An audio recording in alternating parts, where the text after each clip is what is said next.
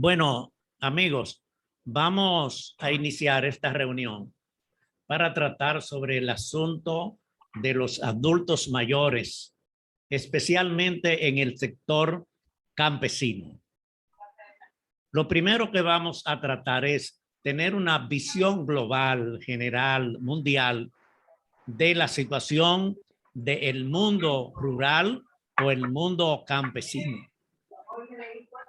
Hay que saber que actualmente, en los últimos años, hay un declive, hay un descenso de la cantidad de la población rural, o sea, los campesinos.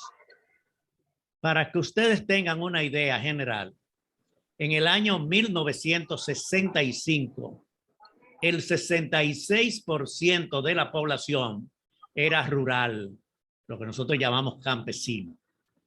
Ahora, en este año, de 66% que era campesino, hay solamente un 40%. Quiere decir, se ha bajado un 16% de la población campesina. Hay dos países que determinan mucho la población mundial, sea urbano, sea campesino.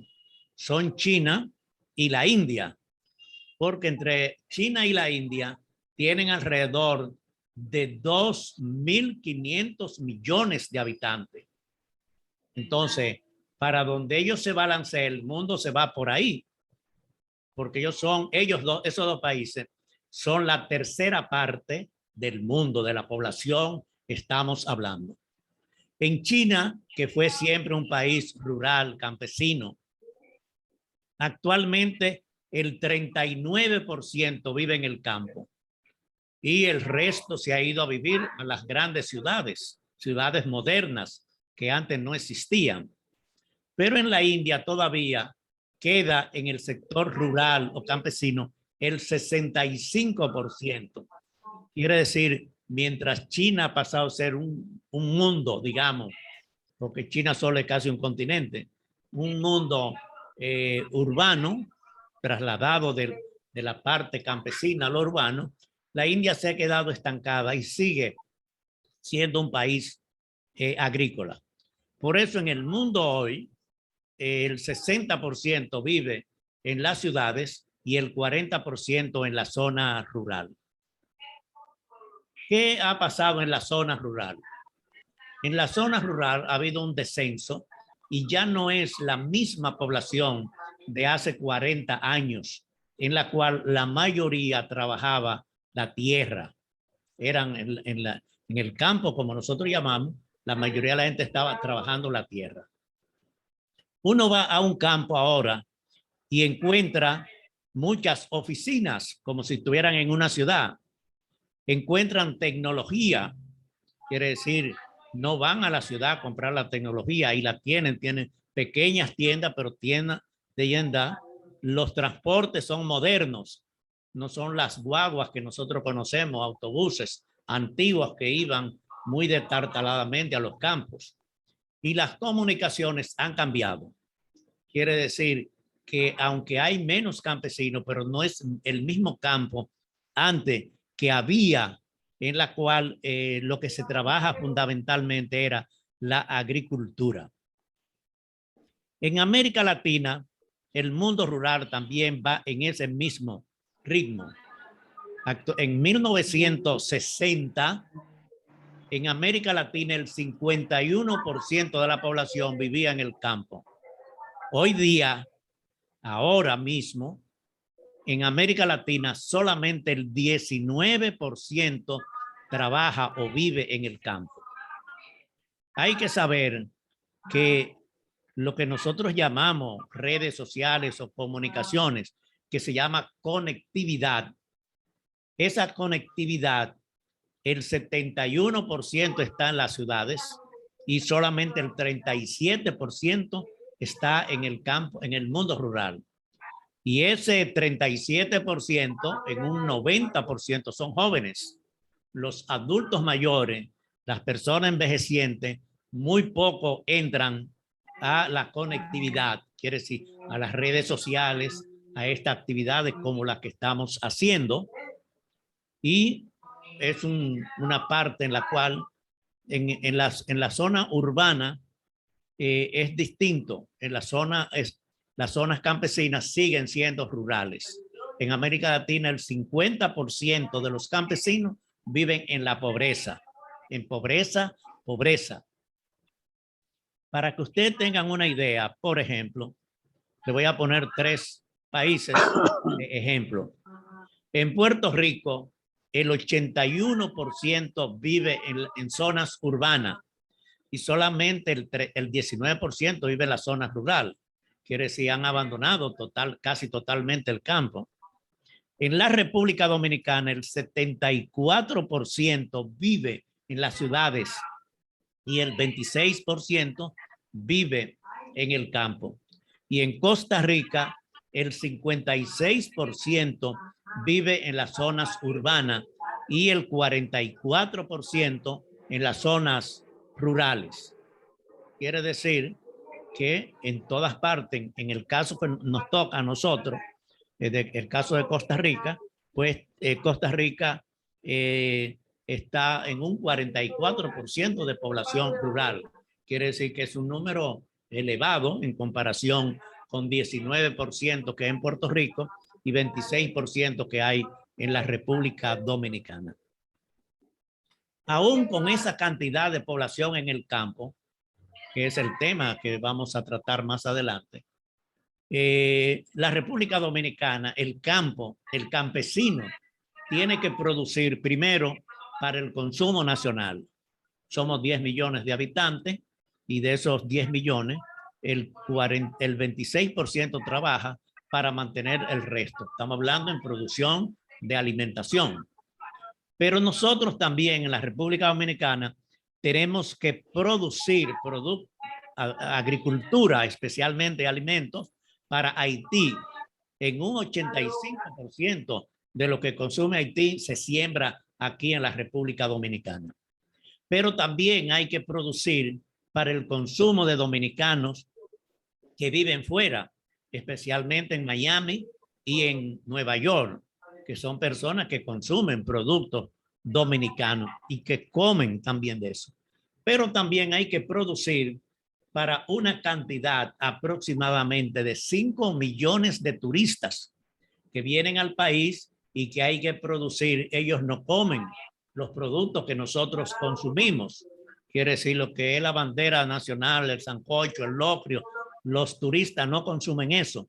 Hay que producir especialmente verduras, frutas y pescado, que es lo que comen los turistas. Quiere decir, la población se va achicando, pero el consumo, la demanda de consumo va aumentando para nosotros. ¿Qué pasa hoy día en el campo? Hay innovaciones que han renovado, que han cambiado, que están transformando el campo. Ahora en los campos, no quiere decir en todos, pero en el mundo rural existen maquinarias inteligentes. Quiere decir, es una agricultura de precisión. No es solamente el hombre con el machete o diciendo que el burro se está rascando y va a llover. Ahora hay nuevas tecnologías. Hay aplicaciones dirigidas con sensores de malezas, quiere decir las hierbas malas, para detectarla, para eliminarla. Hay drones y robots agrícolas que hacen un trabajo limitado, especialmente en aquellas grandes empresas de producción agrícola, no el campesino normal, pero aquí hay personas muy poderosas económicamente que producen mucho. Hay la genética y la biotecnología, que son cosas modernas que se están utilizando.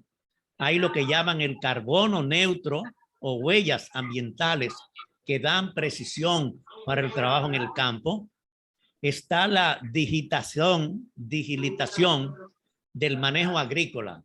O sea, hoy día hay campesinos, aunque no lo hagan ellos, pero que buscan personas que lo puedan ayudar en eso, que pueden hacer ventas por internet, que buscan y se comunican con sus clientes fuera del país en internet, que averiguan cuáles son los precios que hay en el mercado mundial, no es solamente de oído, que saben cuál es el tiempo, no solamente lo que dice la naturaleza, sino lo que dicen los pronósticos reales, y además pueden hacer transacciones de dinero.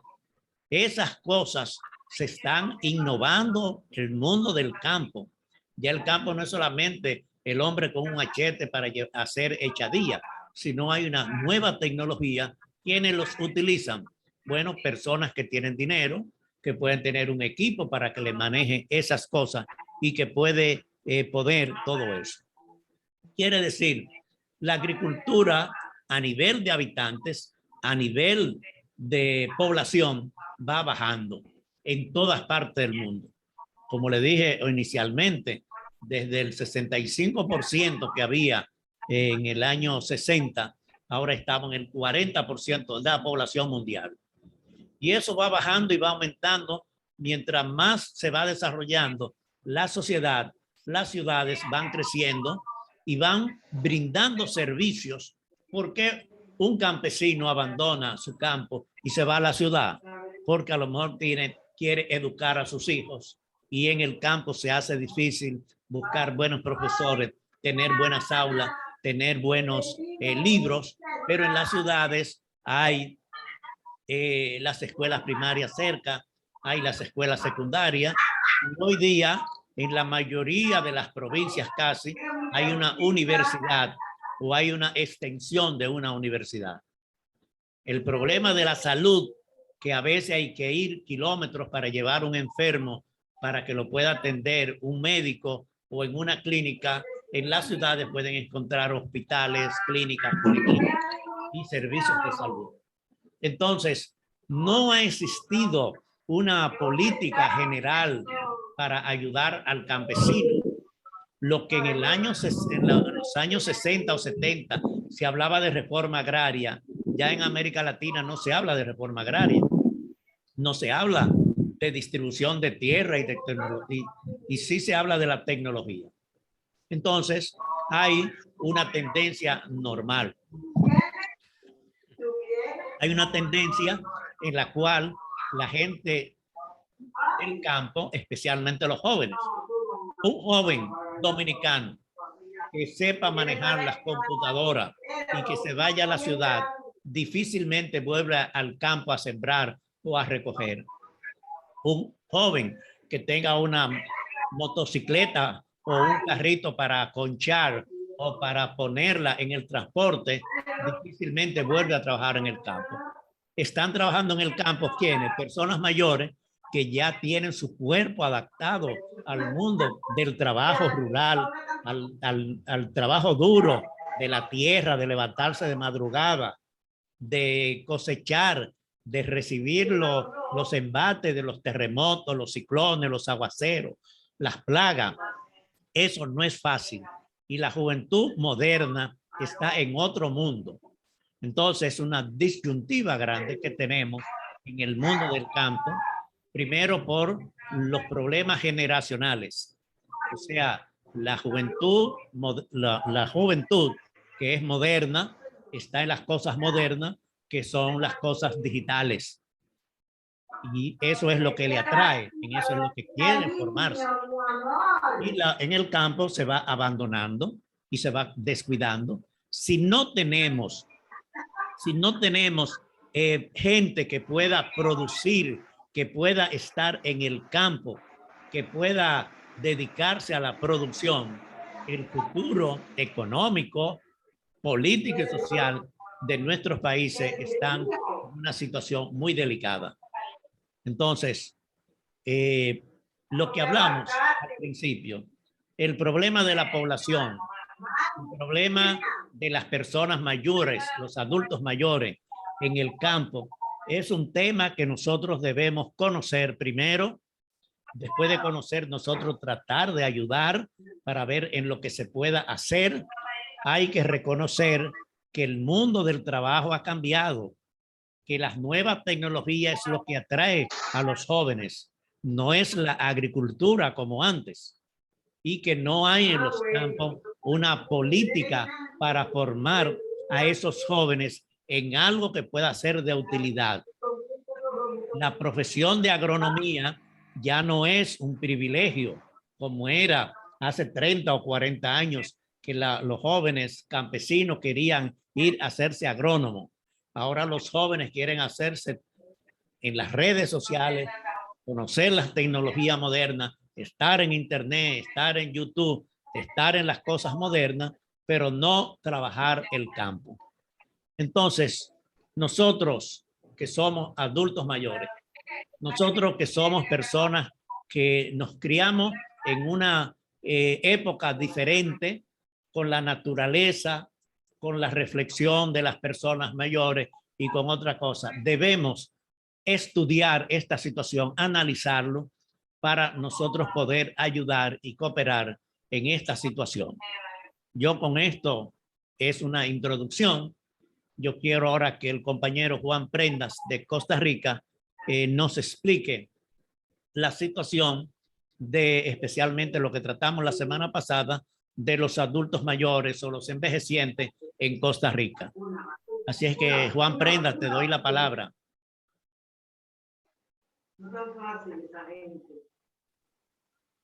Muchas gracias, don José. Bueno, ya hiciste una introducción del tema. Yo quería comentar algunas cosas. Como dije la semana pasada, los adultos mayores nos estamos quedando en el campo, en las fincas. Seguimos trabajando la tierra, pero además somos los líderes comunales que habemos en el campo. Y los patrimonios que hay en el movimiento comunal es generado o construido por esos mismos adultos mayores. Entonces, amparándonos acá en Costa Rica al convenio 141 de la OIT sobre los trabajadores rurales, hemos estado haciendo organizaciones porque las mismas asociaciones de desarrollo le donan a los grupos de adultos mayores un terrenito para construir una casa de recreo. Entonces nosotros ya tenemos 3 organizaciones constituidas legalmente con personería y cédula jurídica que son de adultos mayores, pero complementada con gente más joven, pero como organizaciones de trabajadores rurales, no de adultos mayores. Porque en la legislación se dice que el adulto mayor ya no puede trabajar y nosotros los campesinos seguimos siendo trabajadores rurales hasta que la fuerza nos dé. Es así como tenemos 3 organizaciones y cada una ya está viendo a ver cómo gesta un financiamiento para construir el centro de recreo de los adultos mayores, sirva incluso apoyado por mismos médicos, porque ellos son conscientes que hay tantos adultos mayores o habemos tantos que no se pueden concentrar en un solo lugar. Entonces, hemos estado trabajando en ese campo. Esa es una área que es importante resaltarla. La otra es que, de verdad, los gobiernos han implantado políticas educativas donde en Costa Rica antes eran todos colegios técnicos agropecuarios. Ahora solo un colegio técnico agropecuario queda en el país y los convirtieron en técnicos profesionales. Entonces, educativamente, una política de ir sacando ese pensamiento del campesino lo han llevado desde los centros educativos ya de segundo nivel para que los jóvenes ya no se preparen como ingenieros agrónomos, como técnicos en diferentes ramas, sino que ya vayan hacia otra orientación. Efectivamente, no hay ninguna política de Estado en este país que incentive al productor para que produzca el alimento del país que necesitamos. Aún con esta pandemia, no hemos podido ni siquiera que haya una ley que fortalezca el Consejo Nacional de Producción, que es la institución que tiene que servirle al productor como instrumento de mercado. Entonces, de verdad que el panorama es muy serio, porque en esas condiciones los hijos de los agricultores, los campesinos, primero que las carreras que les están ofreciendo ya en el colegio es en otra cosa, no para que se preparen y vuelvan al campo a explotar, a desarrollar la riqueza que todavía poseemos los campesinos y que lamentablemente no sabemos qué va a pasar cuando ya los viejos no podamos trabajar la tierra. Quería aportar eso, don Jorge, don José y compañeros. Muchas gracias, Juan. Ha estado tratando de entrar Eliezer, el compañero de Colombia, pero parece que ha tenido problemas porque ha entrado 2 veces y ha salido. Me hubiera gustado mucho oír. Él dirige una publicación campesina desde Colombia. Es una lástima que no haya podido entrar. Marmolejo, ¿tú quieres decir algo? Sí, yo quería hacer una acotación y es con relación a lo que decía sobre la transformación de la zona rural nuestra de República Dominicana. Se ha transformado completamente en un 180 grados y realmente ahora mismo lo que tenemos es grandes extensiones de terreno que varias compañías están explotando y han sustituido a la mano de obra dominicana por mano de obra extranjera. Precisamente estaba escuchando hoy a Altagracia Salazar que decía que este fin de semana estuvo en San Francisco de Macorís cuando se inicia ya hoy, en estos momentos, la siembra de arroz.